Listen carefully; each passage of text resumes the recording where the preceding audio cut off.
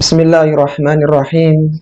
Assalamualaikum warahmatullahi wabarakatuh. Alhamdulillahi wa kafa, wassalatu wassalamu ala nabiyil mustafa wa ala alihi wa ashabihi wa man iktafa, amma ba'du. Akhwati fillah, rahimani wa rahimakunallah. Alhamdulillah, kita bersyukur kepada Allah Subhanahu wa ta'ala atas berbagai kenikmatan yang Allah anugerahkan kepada kita.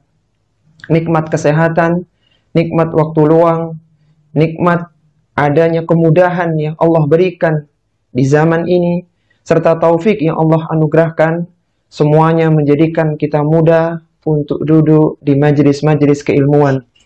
Sebuah majelis yang seorang yang hadir di dalamnya merupakan pertanda bahwa dia adalah orang yang dikehendaki kebaikan oleh Allah Subhanahu wa ta'ala. Sebuah majelis yang seorang yang ada di dalamnya mendapatkan ketenangan dan mereka akan diampuni dosa-dosanya oleh Allah Subhanahu wa ta'ala dan mereka akan dibanggakan di sisi malaikat-malaikat yang ada di langit sana. Akhwati fillah, rahimani wa rahimakunallah. Pada kesempatan kali ini kita akan bahas tentang keberuntungan seorang yang memiliki anak yang salih.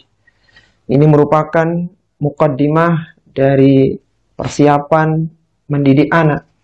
Ketika seorang tahu bagaimana kenikmatan memiliki anak yang salih, sehingga harapannya dia ingin mendapatkan anak yang salih dan salihah, sehingga dia pun menempuh cara-cara yang diarahkan oleh Allah Subhanahu wa ta'ala dan Rasulnya. Anugerah anak merupakan kenikmatan yang besar yang Allah anugerahkan kepada siapa yang dikehendakinya. Allah Subhanahu wa ta'ala berfirman, "Yakhluqu ma yasha, yahabu liman yasha'u inathan wa yahabu liman yasha'u dhukur." Kata Allah Subhanahu wa ta'ala, Dia menciptakan apa yang dikehendaki. Dia memberikan anak-anak perempuan kepada siapa yang dikehendakinya, dan Allah memberikan anak laki-laki kepada siapa yang dikehendakinya. Selain menjadi sebuah kenikmatan, keberadaan anak juga merupakan ujian bagi orang tua. Terkadang orang tua melakukan perkara-perkara yang dilarang, perkara yang diharamkan hanya untuk menyenangkan anaknya. Bahkan terkadang anak menjadikan orang tua menjadi takut, menjadi khawatir, bahkan menjadikan orang tua bersedih gara-gara anaknya. Sebagaimana Nabi SAW pernah mengingatkan dalam sabdanya, "Innal walada mabkhalatun, majbanatun, majhalatun, mahzanatun." Sesungguhnya anak itu menjadi penyebab orang tua menjadi kikir. Ketika orang tua akan berinfak, bersedekah, dia ingat anak-anaknya yang butuh biaya pendidikan, yang butuh uang saku, maka dia tidak jadi berinfak. Orang tua menjadi takut ketika anaknya tidak pulang-pulang, biasanya sudah di rumah, kemudian belum sampai rumah, maka muncul ketakutan. Majhalatun, orang tua menjadi jahil. Mahzanatun, dan kadang orang tua menjadi sedih. Ketika anaknya sakit, maka orang tua bersedih, dan itu semua disebabkan karena anak. Sebagian anak ada yang menjadi musuh bagi orang tuanya, menghalangi orang tuanya dari jalan Allah Subhanahu wa ta'ala, yang akan melemahkan semangat orang tua dalam ketaatan kepada Allah Subhanahu wa ta'ala. Oleh karena itu Allah Subhanahu wa ta'ala mengingatkan agar orang tua tidak mengikuti semua keinginan anak. Allah berfirman dalam Al-Quran, "Ya ayyuhalladzina amanu, inna min azwajikum wa auladikum aduwwan lakum fahdharuhum." Wahai orang-orang yang beriman, sesungguhnya di antara istri-istri kalian dan di antara anak-anak kalian ada yang menjadi musuh bagi kalian. Fahdharuhum, maka berhati-hatilah terhadap mereka. Oleh karena itu, ketika orang tua mendapatkan anak yang salih dan salihah, anak yang menjadi penyejuk pandangan matanya, anak yang meringankan beban-bebannya, maka ini merupakan keberuntungan yang besar. Di tengah-tengah banyak orang tua yang lainnya, dia kesulitan dalam mendidik anaknya, dia kesusahan karena keberadaan anaknya. Maka seorang yang mendapatkan anak yang salih, ini merupakan keberuntungan yang besar. Di antara keberuntungan yang akan didapatkan oleh orang tua yang memiliki anak yang salih, yang pertama, anak tersebut akan menjadi penghibur bagi orang tua. Keberadaan anak salih yang lucu akan menghilangkan kelelahan yang dirasakan oleh orang tua. Ketika seorang bapak dia pulang dari pekerjaannya, dia letih dari tugas-tugas kantornya, kemudian di rumah ada anak-anak yang salih, yang salihah yang menyambutnya, maka lelah dan letihnya hilang karena melihat keberadaan mereka. Sebagaimana disebutkan oleh Buraidah radhiyallahu taala anhu, bagaimana Rasulullah sallallahu alaihi wasallam senang dengan dua orang cucunya, yaitu Al-Hasan dan Al-Husain, yaitu cucu yang didapatkan dari Fatimah radhiyallahu taala anha yang dinikahi oleh Ali bin Abi Thalib di tahun 2 Hijriah setelah perang Badar. Kata Buraidah, Rasulullah sallallahu alaihi wasallam ketika melihat Al-Hasan dan Al-Husain, beliau mengatakan, "Fanadartu ila hadaini sabiyaini yamshiyani ya'surani falam asbir hatta qata'tu hadithi farafa'tuhuma." Kata Nabi sallallahu alaihi wasallam, aku melihat dua anak kecil ini yang dia sedang berjalan tertatih-tatih, falam asbir, maka aku tidak bisa bersabar. Hatta qata'tu hadithi, sampai aku harus berhentikan khutbahku ini. Farafa'tuhuma, kemudian aku gendong keduanya. Di keberadaan cucu, keberadaan anak itu merupakan penghibur bagi orang tuanya. Al-Hasan ibnu Abil Hasan Al-Basri, seorang tokoh tabi'in di Basrah yang wafat tahun 110 Hijriah. Beliau pernah mengatakan dengan ucapan yang sangat indah, Ayyu syai'in aqarru li'ainil mu'min min an yura zawjatahu wa waladahu yuti'unallaha. Kata Al-Hasan ibnu Abil Hasan Al-Basri, apalagi yang lebih menyejukkan pandangan orang-orang yang beriman selain ketika dia melihat istrinya, dia melihat anaknya di dalam ketaatan kepada Allah Subhanahu wa ta'ala. Maka menjadi penghibur bagi orang tua salah satu keberuntungan seorang yang mendapatkan anak yang salih dan salihah. Kemudian yang kedua adalah membantu meringankan pekerjaan orang tua. Ketika anak telah berusia di usia sa'ya, usia 7 tahun atau 13 tahun, yang mana biasanya di usia ini, anak-anak sudah mampu membantu orang tuanya. Kalaulah dia laki-laki akan membantu bapaknya, kalau dia anak perempuan maka akan membantu ibunya. Maka kehadiran anak yang salih akan meringankan pekerjaan orang tua. Allah Subhanahu wa ta'ala berfirman menceritakan tentang Nabi Ismail alaihi salatu wassalam yang berada di sisi Nabi Ibrahim. Nabi Ibrahim menunggu kehadiran seorang putra, kemudian beliau mendapatkan putra di usia senjanya. Dan ketika itu, ketika Nabi Ibrahim alaihi salatu wassalam sudah mencapai usia sa'ya, maka Nabi Ibrahim banyak membantu maka Nabi Ismail banyak membantu Nabi Ibrahim alaihissalatu wassalam. Sebagaimana disebutkan dalam Al-Quran, falamma balagha ma'ahu sa'ya, ketika Ismail telah sampai di usia sa'ya, usia sekitar 7 atau 13 tahun, maka di saat itulah Nabi Ibrahim diuji oleh Allah Subhanahu wa ta'ala. Qala ya bunayya inni ara fil manam anni adbahuka fandur madza tara. Wahai anakku, aku bermimpi diperintahkan untuk menyembelihmu, maka bagaimana pendapatmu?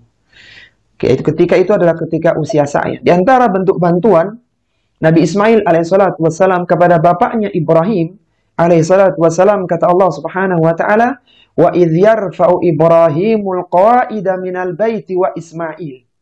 Ingatlah ketika Nabi Ibrahim meninggikan pondasi Ka'bah bersama dengan putranya Ismail, dibantu Nabi Ibrahim. Rabbana taqabbal minna innaka antas sami'ul alim. Maka mereka mengatakan, wahai Rabb kami, terimalah amalan kami ini.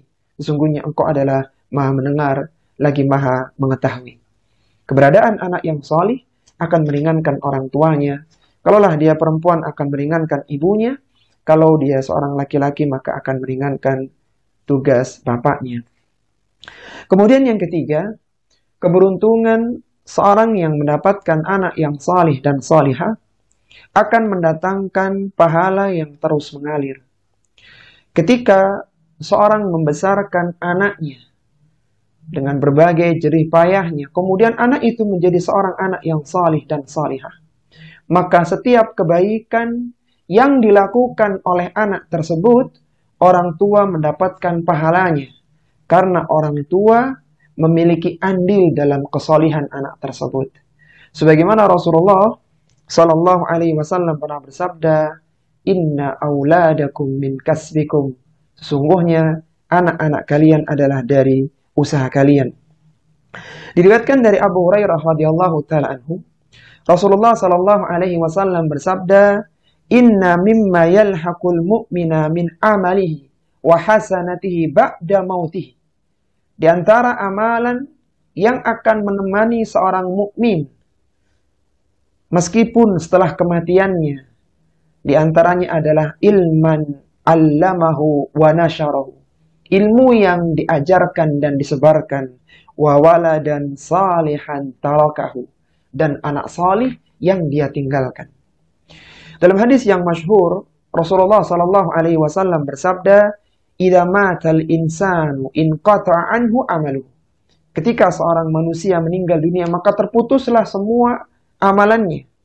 Illa min thalathatin, kecuali dari 3 jalur.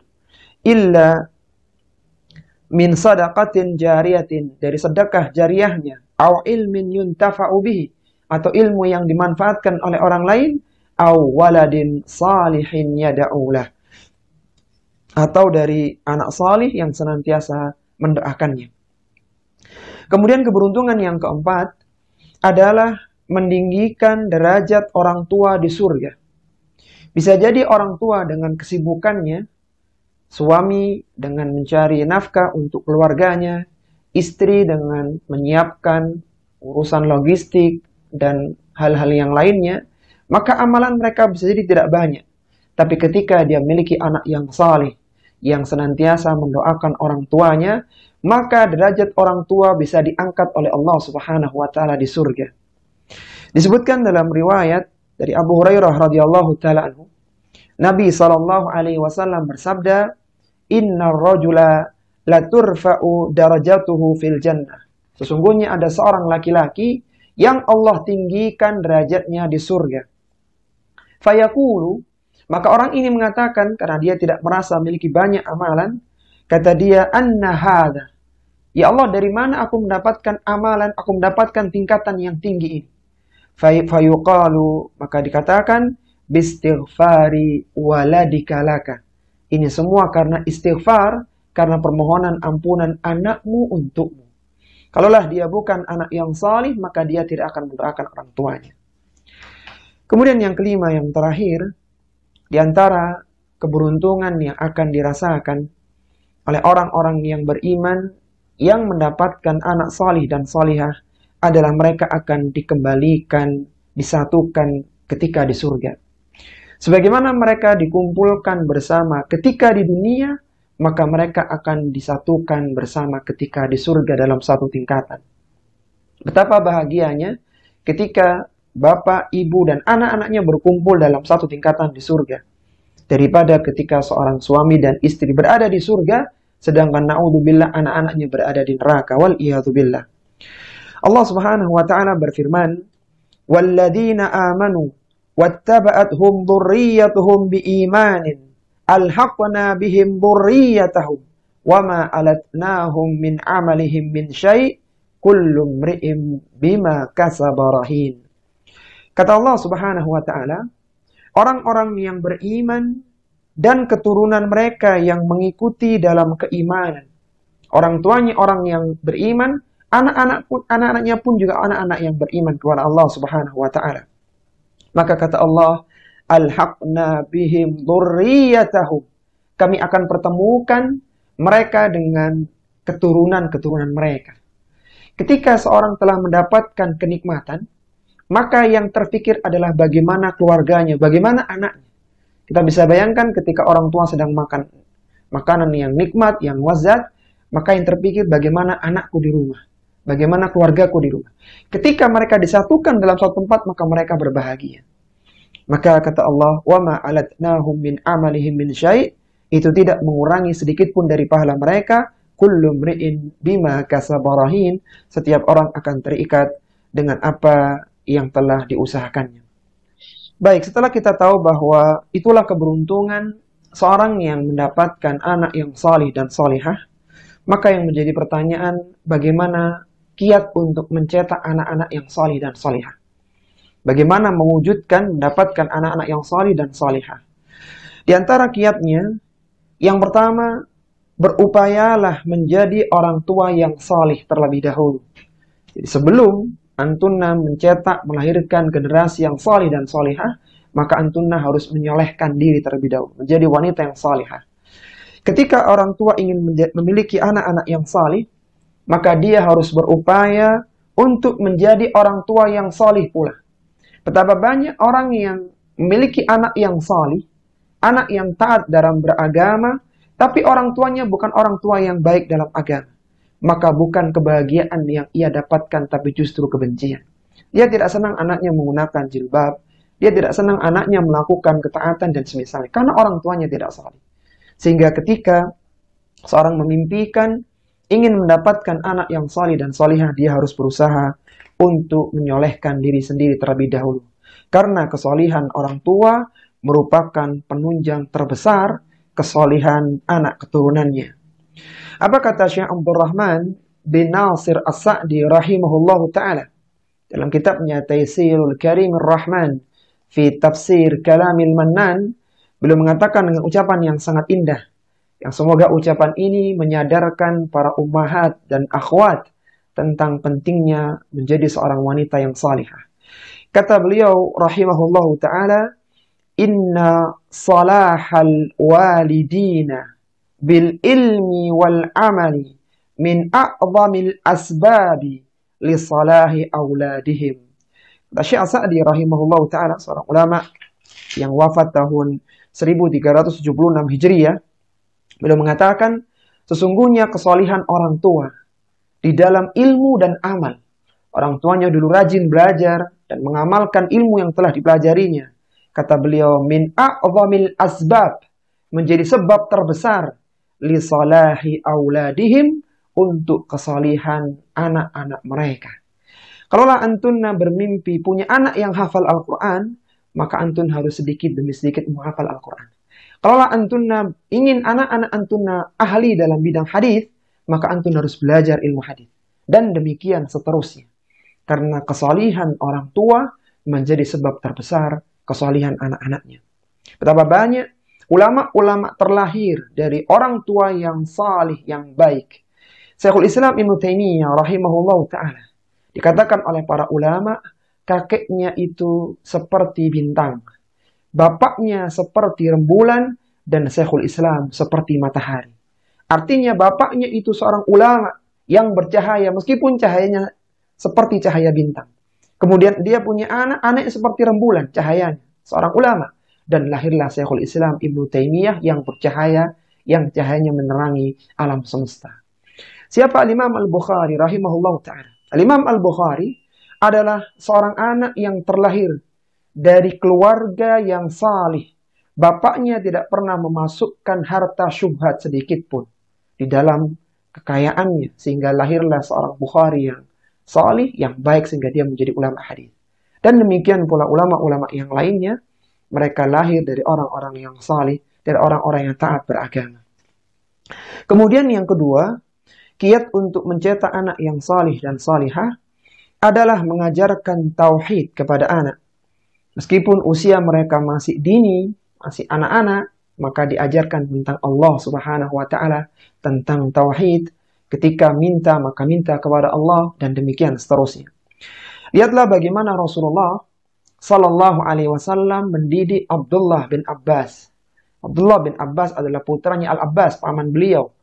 Maka ketika usianya masih anak-anak, Rasulullah telah memasukkan pelajaran tauhid kepada Abdullah bin Abbas.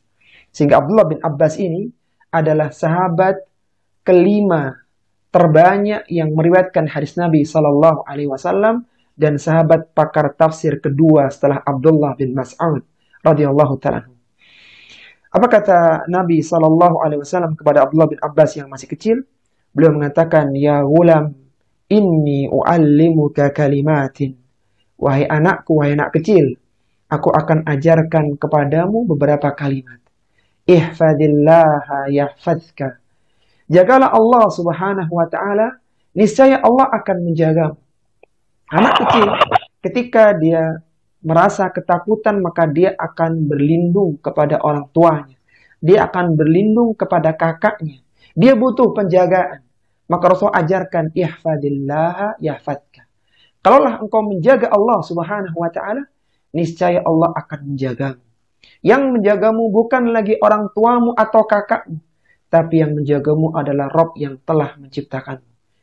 Kemudian beliau mengatakan, ihfadillaha tajidhu tujahaka. Jagalah Allah Subhanahu wa taala, niscaya engkau akan temukan Allah Subhanahu wa taala berada di hadapanmu. Allah dekat denganmu. Idza sa'alta fas'alillaha wa idza sta'anta fasta'in billahi. Di antara karakter anak kecil, ketika dia melihat sesuatu yang menarik hatinya, maka dia akan minta kepada orang tuanya untuk dibelikan apa yang dia minta, apa yang dia inginkan tersebut.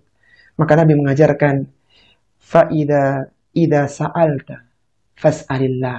Kalaulah engkau minta, maka minta ke orang tua. Maka minta kepada Allah Subhanahu wa taala. Jangan minta ke orang tuamu.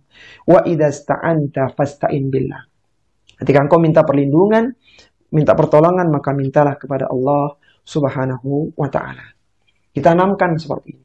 Ketika anak sedang sakit misalnya, maka disampaikan, berdoalah kepada Allah Subhanahu wa taala, wahai anakku, agar Allah memberikan kesembuhan kepadamu. Obat ini hanya sekedar ikhtiar, yang memberikan kesembuhan adalah Allah Subhanahu wa taala. Allah menyebutkan dalam Al-Qur'an, fa idza maridtu fahuwa yashfin. Kalaulah aku sakit, maka Allah yang menyembuhkanku. Maka ditanamkan seperti ini.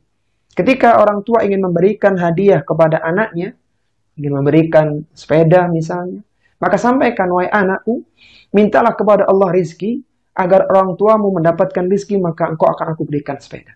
Meskipun kita tahu bahwa kita bentar lagi akan dapat rezeki, akan dapat uang, tapi diajarkan tauhid agar dia bergantung kepada Allah Subhanahu wa taala.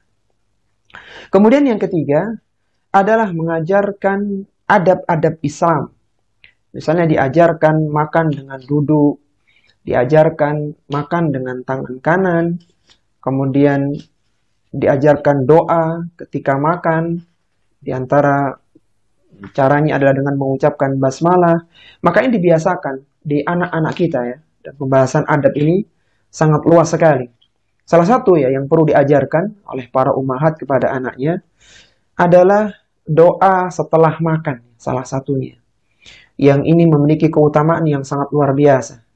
Doanya adalah alhamdulillahilladzi at'amani hadza wa razaqanihi min ghairi haulin minni wala quwwah.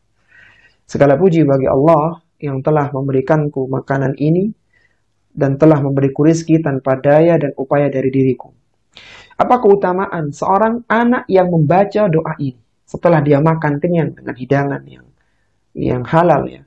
Maka kata Nabi Shallallahu Alaihi Wasallam, man akala ta'aman, barang siapa yang telah makan makanan, faqala, kemudian dia membaca doa ini, alhamdulillahilladzi at'amani hadza wa razaqanihi min ghairi haulin minni wala quwwah. Kata Nabi, ghufira lahu ma taqaddama min dambi. Niscaya dosa-dosanya akan dihapuskan oleh Allah Subhanahu wa taala.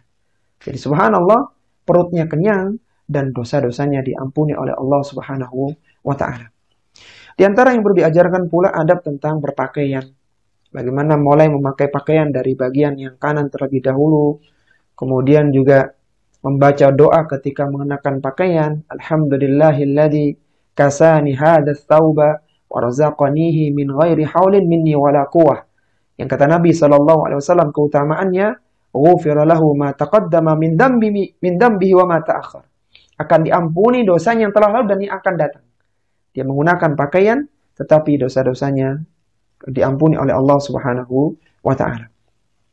Kemudian ketika ke masjid, Anak diajari tentang bagaimana melangkahkan kaki kanan terlebih dahulu, kemudian baca doa ketika masuk masjid, sholat sunnah, tahiyatul masjid sebelum duduk, kemudian di masjid ya tidak boleh menjalinkan jari jemari, tidak boleh melakukan seperti ini, karena ketika seorang datang ke masjid, setelah dia wudhu dari rumahnya, maka dia ditulis pahala sholat untuknya, selama dia tidak menjalinkan jari jemarinya, sampai dia kembali ke rumahnya. Sebagaimana Rasulullah Sallallahu Alaihi Wasallam bersabda, "Idza tawadda'a ahadukum fi baitihi." Apabila seorang berwudu di rumahnya, ini menunjukkan keutamaan wudu dari rumah, bukan di tempat di masjid, meskipun juga boleh ya.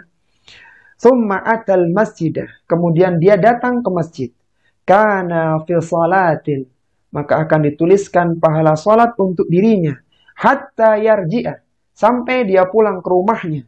Fala yaqul hakadha wa syabaka baina asabihi, tapi jangan lakukan seperti ini. Rasulullah menjalinkan jari jemarinya. Dan diajarkan kepada anak tidak boleh jual beli di masjid. Kemudian dilarang mengumumkan kehilangan di masjid. Tidak boleh keluar ketika adzan sudah dikumandangkan dan dia berada di masjid. Ketika bertamu, maka diberitahu anak tersebut bahwa tidak boleh bertamu pada waktu-waktu aurat ya. Sebelum subuh, kemudian ketika di tengah hari dan setelah isya, maka hendaknya tidak bertamu. Kemudian disunahkan untuk mengucapkan salam, tidak boleh berdiri di depan pintu persis, harus agak geser ke kanan atau ke kiri agar tidak melihat aurat penghuni rumah. Minta izin sebanyak 3 kali, kemudian lebih dari itu maka pulang, berjabat tangan dengan tuan rumah, kemudian mendoakan orang yang menghidangkan makanan. Adapun ketika tidur, anak diajarkan dengan berwudu terlebih dahulu ya, kemudian mengibas tempat tidurnya dengan mengucapkan basmalah, membaca zikir subhanallah 33 kali, alhamdulillah 33 kali, dan Allahu Akbar 33 kali, yang kata Nabi SAW ini lebih utama daripada seorang mendapatkan pembantu. Ali bin Abi Thalib radhiyallahu ta'ala anhu, ketika mendapatkan hadis ini, hadis Bukhari ini, maka beliau selalu mengamalkannya meskipun di perang Siffin, perang yang berlangsung selama 3 bulan. Kata perawi, wala lailatas Siffin, meskipun di malam perang Siffin, kata Ali, wala lailatas Siffin, meskipun di malam perang Siffin aku tidak pernah meninggalkan zikir subhanallah 33 kali, alhamdulillah 33 kali, dan Allahu Akbar 33 kali. Kemudian ketika bangun, membaca doa alhamdulillahilladzi ahyana ba'dama amatana wa ilaihin nusyur. Dan banyak lagi adab-adab yang lainnya yang seorang muslimah hendaknya belajar, kemudian dibiasakan anaknya dengan adab-adab tersebut. Kemudian yang keempat, kiat untuk mencetak anak yang salih adalah mengajarkan tentang salat. Usia 7 tahun, anak sudah diajarkan tentang salat, dan 10 tahun ketika tidak salat maka diberikan punishment, diberikan hukuman. Sebagaimana Rasulullah sallallahu alaihi wasallam memerintahkan, muru auladakum bis salati wa hum abna'u sab'i sinin. Perintahkanlah anak kalian salat ketika berusia 7 tahun. Wadribuhum 'alaiha wa hum abna'u asyri sinin. Dan pukullah mereka ketika 10 tahun tidak salat. Wa farriqu bainahum fil madaji, dan pisahkanlah tempat tidur mereka. Anak laki-laki tidak boleh tidur bersama saudaranya yang perempuan. Kemudian yang kelima adalah memilihkan pendidikan yang terbaik. Ketika anak sudah waktunya sekolah, maka carilah pendidikan yang terbaik yang mampu untuk dijangkau oleh orang tua, terutama baik dalam masalah agamanya. Karena itu berpengaruh dalam agama anak tersebut. Apa kata Muhammad bin Sirin? Muhammad bin Sirin seorang tabi'in di Basrah yang wafat tahun 110 Hijriah. Beliau pernah mengatakan dengan ucapan yang sangat indah, yang ucapan dinukil oleh Al-Imam Muslim dalam Muqaddimah Sahih Muslimnya. Beliau mengatakan, inna hadzal ilma dinun fanduru amman ta'khuduna dinakum. Sesungguhnya ilmu ini adalah bagian dari agama, maka perhatikan kepada siapa kalian mengambil agama kalian. Kalaulah seorang anak itu belajar dari orang-orang yang kurang baik agamanya, atau bahkan memberikan syubhat dalam agamanya, maka akan sulit disembuhkan. Ketika dia mendapatkan kebaikan, maka dia terkalahkan, itu akan terkalahkan dengan syubhat yang sudah dia dapatkan. Sehingga pilihkan pendidikan yang terbaik untuk anak-anak. Kemudian yang keenam adalah menghindarkan anak dari teman dan lingkungan yang buruk.